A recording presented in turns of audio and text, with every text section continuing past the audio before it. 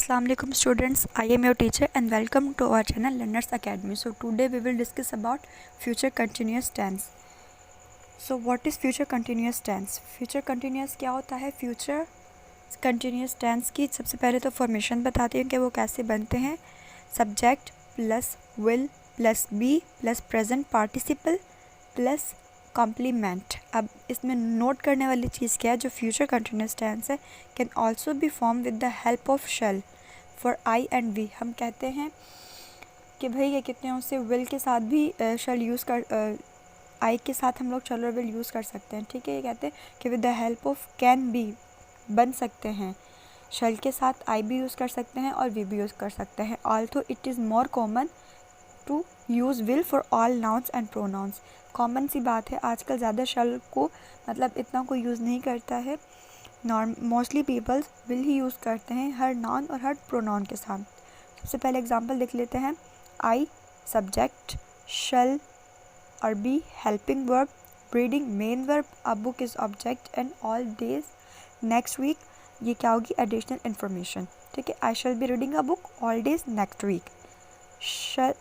She will be meeting her friend at 6 on Friday.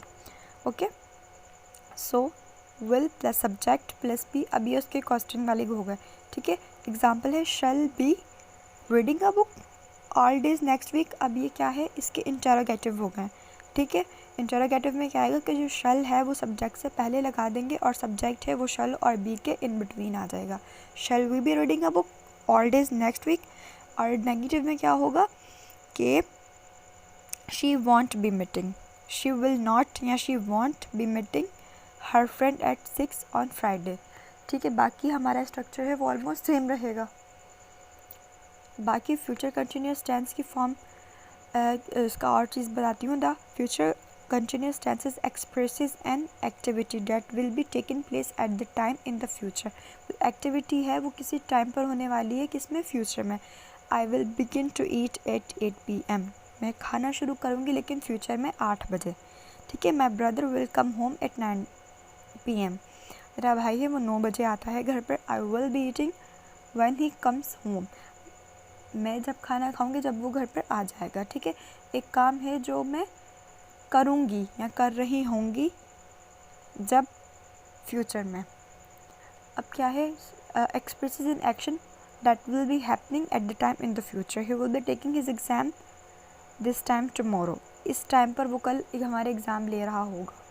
Interrupt an action in future. अब एक action को interrupt करने के लिए फ्यूचर के लिए. I will be doing exercises when she arrives. जब वो आएगी मैं अपना काम कर रही होंगी, मैं अपनी एक्सरसाइज कर रही होंगी.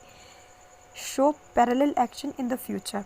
I will be painting and he will be making dinner. यहाँ पे पैरेलल हो रहा है, दो बंदे काम कर रहे हैं. मैं भी पेंटिंग कर रही हूँ और वो भी खाना बना रहे हैं. ठीक है, अब इसके बाद है एटमॉस्फेयर इन द फ्यूचर. अब किसी एटमॉस्फेयर के बारे में भी बात होगी. In English we often use a series of parallel action to describe an atmosphere at a specific point in the future when I arrived. एक एटमॉस्फेयर को हम लोग इंग्लिश में अक्सर यूज़ करते हैं सीरीज़ पैरेलल एक्शंस की एटमॉस्फेयर को डिफाइन करने के लिए कुछ स्पेसिफिक पॉइंट्स के अंदर जो फ्यूचर में होते हैं.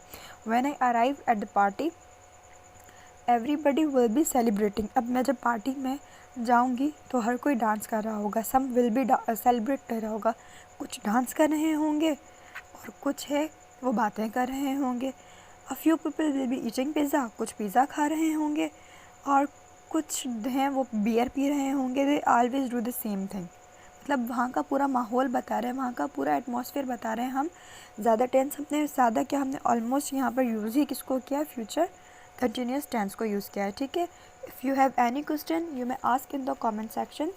और एक और बात, मैं ऑनलाइन टीचिंग करती हूँ, मैं ऑनलाइन पढ़ाती हूँ स्टूडेंट्स को. तो आप लोगों में से कोई मुझसे पढ़ना चाहता है तो मैं उसे 1-to-1 कोचिंग दे सकती हूँ. आप लोग मुझसे कांटेक्ट करने के लिए मुझसे व्हाट्सएप पे कांटेक्ट करें. मेरा नंबर है वो आपको डिस्क्रिप्शन में मिल जाएगा. और अगर आप इस चैनल पे नए हैं तो लाइक, सब्सक्राइब और